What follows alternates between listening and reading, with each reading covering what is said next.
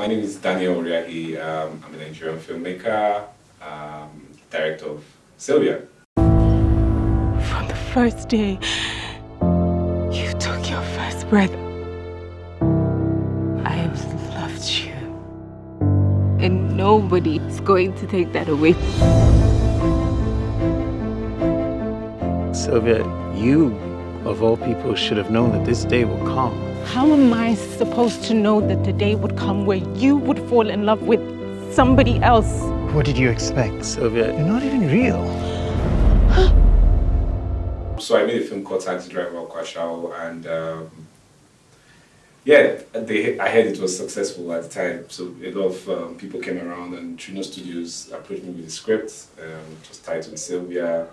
It felt very close to what I would love to do myself, because it had, drama, mystery, thriller, supernatural, Avengers, vindictive women, and I just felt like, okay, this is something I would like to explore. So yeah, that's how I got to know about the script. I may not be a real woman, but you will never find anyone like me. Well, if I speak what I enjoy, we won't be able to see the vision because I can't show you that vision. But the truth about it is that, fortunately, making the film, the process of making the film was very well done. Yeah, how would I describe this now? We had a lot of time in our hands to make the film, so that gave us a lot of time to really know what we wanted to make. For instance, we had a storyboard, and before we even came up on the storyboard, I had done a lot of research on the kind of film I wanted to make with references of other films. So I wasn't making decisions on the spot while making the film. Almost all the decisions, all the creative decisions were made before we even set action on the first scene. So it's very close to what I was trying to explore, or rather trying to express. But nothing is ever perfect. Nothing is ever, there are just certain things you look at while you see the film, the finished work, and you say, oh, I wish I'd made this decision better and all that stuff. So there are quite numerous things, but in a large way, I'm kind of happy with what we've done. You have to leave soon. It's almost 6 a.m. Your time. So you like her? I love her. So the thing was, I was reading the script, and at the time, this was 2016, I had seen ZANIAB in a particular film called The Jukokoro. She had one scene with Topetedala, and while watching that scene, I was like, okay, who's this? And I was like, that's ZANIAB BALOGUN. That's really impressive, and that's what, like, as a filmmaker, for me, what really draws me to actors is, the ability to transform, to metamorphose into something else. And I was just amazed at that, because I'd always heard that she was an actor before she went into TV presentation and all that. So yeah, so I was reading the script. I thought about ZANIAB. I thought about ZANIAB a lot. I felt, okay, at the time, a lot of people didn't really know what ZANIAB could offer, because she hadn't really done anything on the big screen. And the fact that I'd seen her in that, I just kind of sensed it. My gut instincts just told me that, look, this girl can play a character that has a lot of emotional range. Because through the course of the film, you see her in different phases of different emotional states, and you need somebody who can equally be very convincing in that. And for me, ZANIAB was the most. It's not like we didn't have any other actor, there were other actors, but there was just this thing of stereotype, which at the time I didn't want. I wanted the film to be like a surprise for audiences. So the main surprise had to be the lead character. So for me, it was like, well, you had to get somebody that nobody had actually seen how much of a range she had, and ZANIAB just kind of fit into that spot. I came to tell you that this has to end. Getting married to her next Saturday. I know that.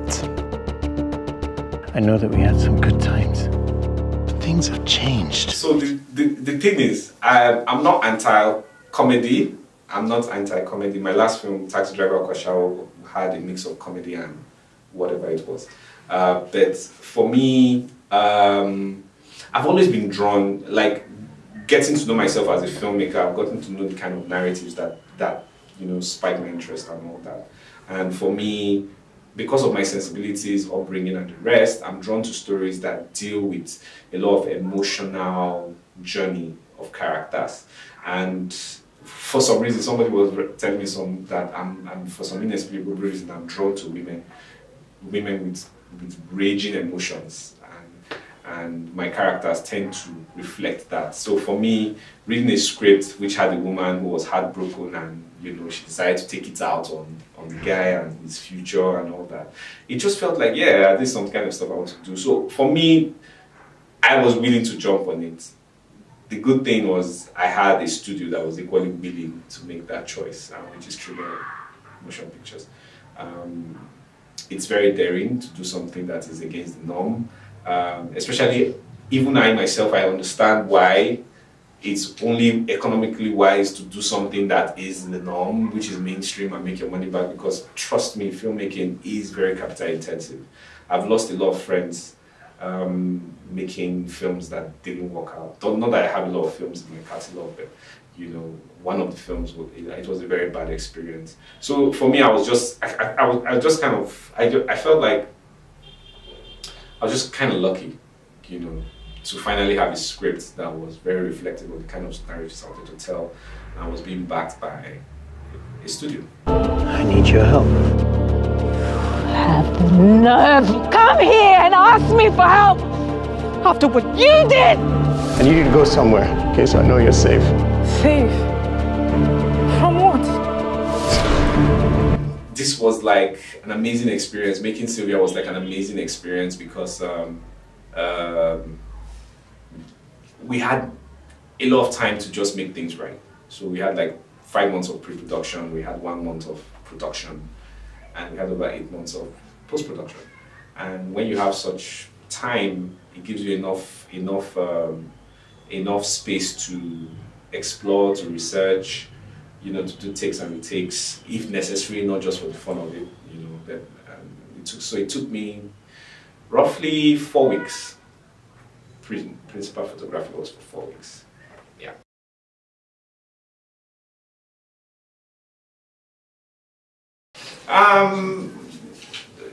I've always been drawn to actors. I'm married to an actor, so when I'm interacting with an actor, it becomes, I first try and get to know them as individuals. I try to take that time to know them, and we can now talk about things that are not related with the narrative before we start going into trying to describe our characters and all that. And for a film like Sylvia, which had several characters going through these emotional ranges, it was important that I needed to know them beyond just calling action and cut. I needed to know them, I needed to talk to them, I needed to have that, rapport with them. And I remember working with Chris Attor, and we got very close. We spoke about practically everything and anything. Same thing with ZANIAB, because at the time during pre-production we had a lot of time, like I said, 4 or 5 months of pre-production. So imagine you're getting to see someone probably like once every week for 3 months. There should be some level of acquaintance going on. But the thing about how was we were talking, and we both understood that the film needed a lot of range, and it equally influenced the way I shot the film, because it was very tedious for the actors and emotionally draining. So for me, it's just getting to know them before you get on set, getting to earn their trust. Okay. Sylvia is a film, it's a supernatural thriller. Well, it's a supernatural romantic thriller about a guy who has a friend, imaginary friend, breaks up with his imaginary friend to go out with a physical friend, and that, things just go downside. It's different, it's refreshing, it has outstanding actors in it. We put a lot of work into making the film. So I think it's obvious in every aspect. So I think for Nigerian audiences, it'd be a breath of fresh air. It would reignite the passion of film, Nollywood films, because as much as it's being made by someone like me, who must have been influenced by a lot of pop culture, Western media and all that, it still relates with the typical Nollywood. It still gives nod and homage to the Nollywood narrative, which a lot of people are aware of: spirit husbands, and all that kind of stuff. So I think it's something that people should watch, should enjoy it. They would enjoy it. I can assure you that if you don't enjoy it, you can have my money back. I will pay you and all that stuff. If I see you, if you get to know me. So if you had to make one of those old Nigerian horror films or TV series, which one would it be? If I see you, if you get to know me. So if you had to make one of those old Nigerian horror films or TV series, which one would it be? Probably. So there was, I can't remember the name of this film, but it's about a girl that is possessed. I don't know the name of this film. The girl was possessed in the film, and there was a scene where it's kind of like Exorcist. I don't know if anybody knows the film Exorcist, but it was so well done for that time, and I'm like, okay, I would really like to explore it. I can't remember the name of the film, but if there's anyone that I would want to do again, and besides that, I think it might be Living in Bondage. I think it might be Living in Bondage.